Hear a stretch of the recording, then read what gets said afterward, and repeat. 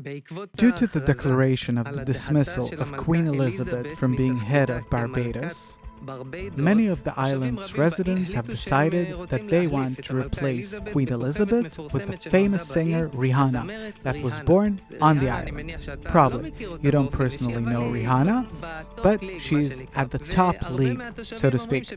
And residents say that instead of Queen Elizabeth, we're going to take Rihanna as a queen.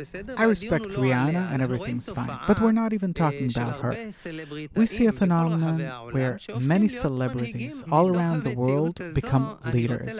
And the question I want to ask in general is about the image of a leader.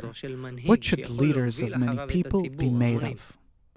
A leader is he who foresees the future, he who feels the nation, he who feels the world, that understands what does the good future depend on, which is connection between people, a good attitude toward his nation, and how to get along with their neighbors. It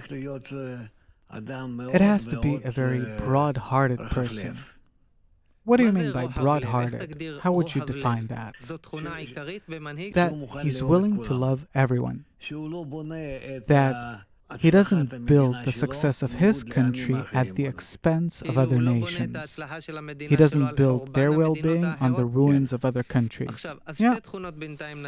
So, one quality is that he foresees the future, he sees ahead, and he has a broad heart. Yes. Now, according to these two criteria, can you relate to what's going on today? Both today and also in the past, for example, in Israel, generals were very much appreciated. Generals, military people, big commanders. Many times you see them moving from the army to politics. How do you see this?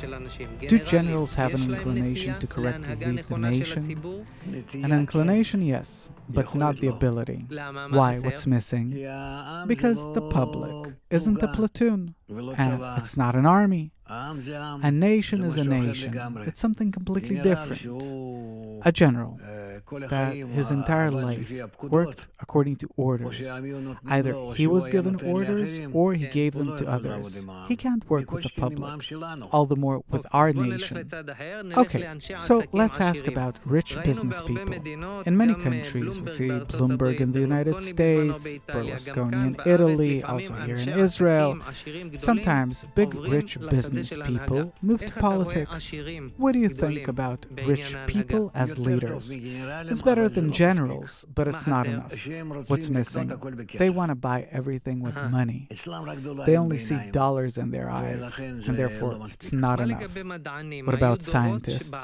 In the past, scientists led the public. Back then, scientists were respected. Today, everyone's a scientist. And please, don't teach me. Everyone who watches TV thinks that they already know how Earth turns. Everyone's a Wikipedia scientist nowadays. Exactly. Okay, going back to celebrities. Artists, singers, actors that reached the very top. Today you see more and more countries where such people shift from culture and art to politics and leadership. How do you relate to that? It's easy to make the leap from one place to the other here because you're known and you're loved. To be a leader, it's not enough that you know how to sing and dance. You're also loved. So you're loved. That's how it was when you were who you were on stage. But now, you have to do completely different things. And it's not simple. So let's conclude. What should a leader have in order to really be able to lead the public to the best possible place? A leader, first and foremost, has to love his nation. Love your nation. What do you mean to love your nation? That for him, his nation is like his baby for which he lives and works. Everyone says that they love. So they say. But what do you mean? I mean that for that person, it's really the main thing in life. And for this, he's willing to sacrifice himself. He also said that he has to see ahead, the future. Of course. In addition, he needs many things. But first of all, to love his people. He doesn't think about himself. He only thinks about how to benefit them.